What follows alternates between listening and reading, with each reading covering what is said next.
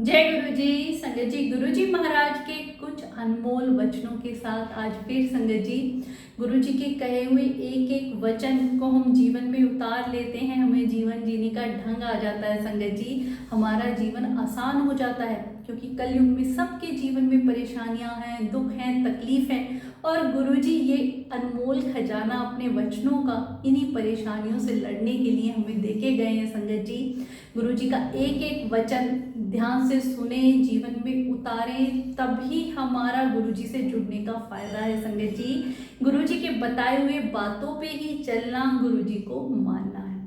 अब कल हमने गुरु जी का 19वां वचन डिस्कस किया। संगत जी, आज गुरु जी का 20वां वचन, और ये जितने भी वचन मैं आज डिस्कस करूंगी पूरे जीवन का सार इन्हीं में छुपा है। अगर इनको हम जीवन में अपना लें तो आप खुद देखेंगे कि आपके अंदर कितने चेंजेस आ जाते हैं, आप कितने पॉजिटिव हो जाते हैं। गुरुजी अपने 20वें वचन में कहते हैं, रब कदे भी डिस्कशन नाल नहीं मिलता है। गुरुजी के बताए हुए वचनों पे अगर हम तर्क वितर्क करते हैं, डिस्कस करते हैं, तो जो भगवान को प्राप्त करने के लिए हम आगे बढ़ते हैं उससे पीछे छूट जाते हैं, वो हमारा लक्ष्य रह जाता है, हमें भगवान की ब्लेसिंग नहीं मिलती है। बहुत सी ऐसी संगत होती है जिनके मन में डाउट होते हैं, किंतु परंतु ये कैसे हुआ, ये ऐसे नहीं, ऐसे होना चाहिए, जिसमें हम अपनी मन मर्जी चलाने लगते हैं। संगत जी, अगर भगवान के वचनों पे ही हम नहीं चले तो हमें भगवान कैसे मिलेंगे? तो कभी भी गुरु जी के कहे हुए वचनों पे तर्क वितर्क ना करें, जिससे कि हम उनकी ब्लेसिंग से पीछे चले जाते हैं। संगत जी, गुरु जी का 21वां वचन पूरे जीवन का सार है। एक एक कही हुई बातों को जीवन में जरूर अपना के देखना। संगत जी, गुरु जी कहते, only dead fish can swim without tide. एक मरे हुए जमीर वाला व्यक्ति ही गलत राह पे चल पड़ता है, पर अगर उस गलत राह से समझौता करके वो सच्चाई के रास्ते पे चले तो उसे भगवान जरूर मिलते हैं। संगत जी, कई बार ऐसी सिचुएशन आती है ना कि हम गलत करने पे मजबूर हो जाते हैं, पर उस वक्त ही हम संभल जाएं और सच्चाई के रास्ते पे चलें तो भगवान भी सच्चाई का साथ देते हैं। Self praise is no praise. अपनी प्रशंसा खुद करना, बड़ाई करना कोई बड़ाई नहीं होती है। कई लोगों को देखा है ना संगत जी, अपनी बड़ाई खुद करते हैं, मैं ऐसा हूँ, मैंने ये किया, मुझे ये आता है, मैं उनकी मैं ही खत्म नहीं होती है। तो बड़ाई वो होती है कि कोई दूसरा आपकी प्रशंसा करे, हम खुद करते हैं तो वो प्रशंसा में नहीं कहलाता है। संगत जी, गुरु जी कहते, keep your ego in control. अपने अहंकार को हमेशा वश में रखो। अहंकार किसके अंदर नहीं है संगत जी? हम सब के अंदर है। हमारी जो मैं है यही खत्म नहीं होती है, हमें पता भी नहीं चलता है। कितनी ही बातों में हम मैंने ये किया, मैं ये कर रहा हूँ, मेरी वजह से ये हुआ।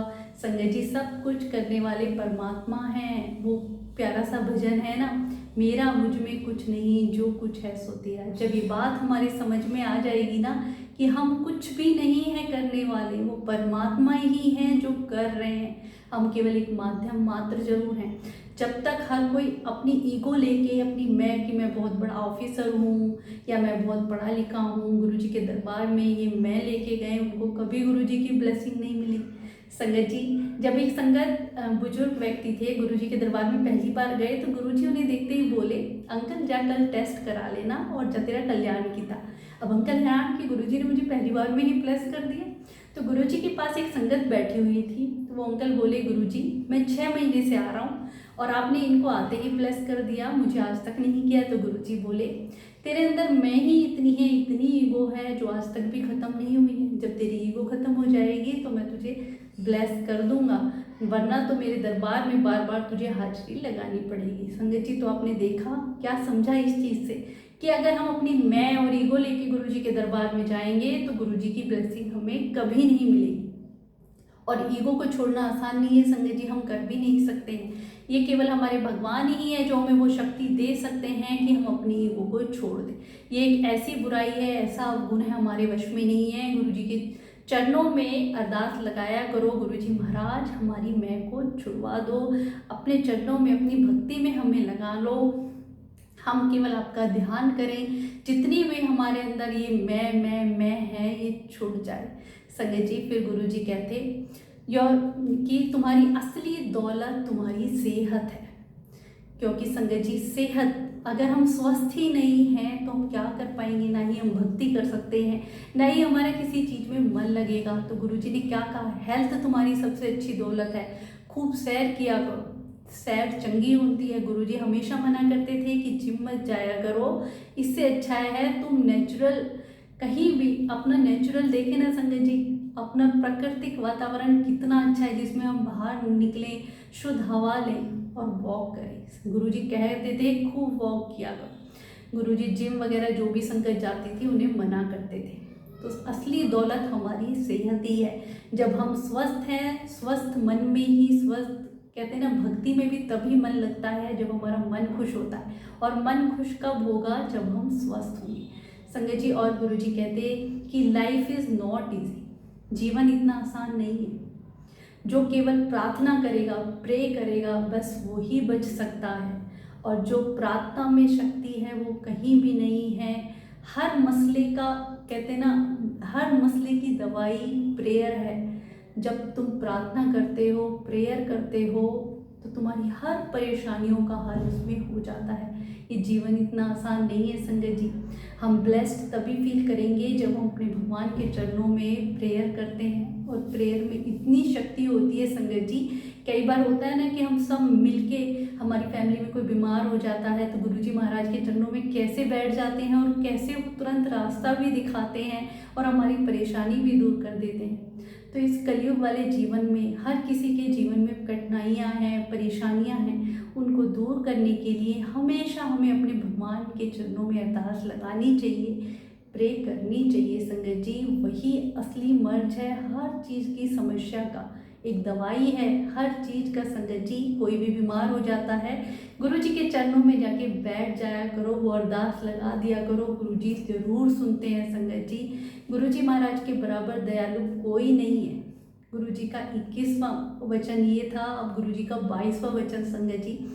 अब जो आगे के 3 वचन है संगत जी, उन्हें ध्यान से सुनना, जिसमें गुरुजी ने बताया है कि अगर तुम डॉक्टर के पास भी जाते हो, डॉक्टर अपना काम करेगा, मैं अपना काम करूँगा। अगर हम गुरुजी के साथ जुड़े हैं, गुरुजी की ब्लेसिंग ले रहे हैं, लंगर प्रसाद कर रहे हैं, तो कभी भी हमें डॉक्टर की दवाई भी नहीं छोड़नी चाहिए। गुरुजी खुद कहा करते हैं अगर तुम बीमार हो तो डॉक्टर के पास जाओ, डॉक्टर अपना काम करेगा संगत जी। गुरुजी ही डॉक्टर के रूप में आते हैं और हमारी हर बीमारी का इलाज करते हैं संगत जी। जो ये बीमारियां हमें मिलती हैं हमारे कर्मों के अकॉर्डिंग मिलती हैं, वो हमें भुगतनी ही पड़ेंगी, पर भगवान उससे निकलने की हमें शक्ति देते हैं। और एक डॉक्टर के रूप में गुरुजी आते हैं तो गुरुजी कहते हैं डॉक्टर अपना काम करेगा, मैं अपना काम करूँगा। गुरुजी के 24वें वचन में गुरुजी कहते हैं दवाइयाँ भी तभी काम करेंगी जब मैं ब्लेस करूँगा। बिल्कुल सही बात संगत जी।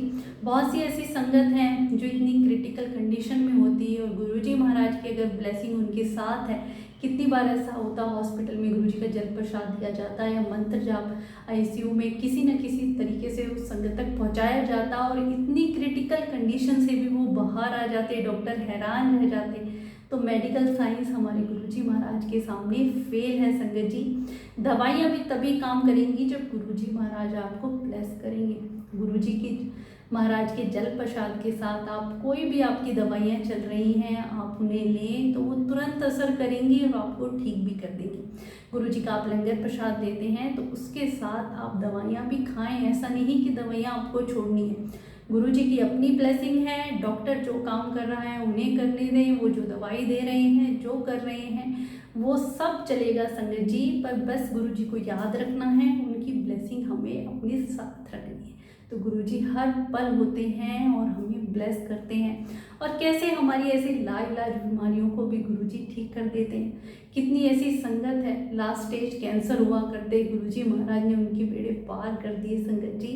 तो ऐसे ही जो गुरुजी महाराज के वचन हैं इन पे हमें चलना है।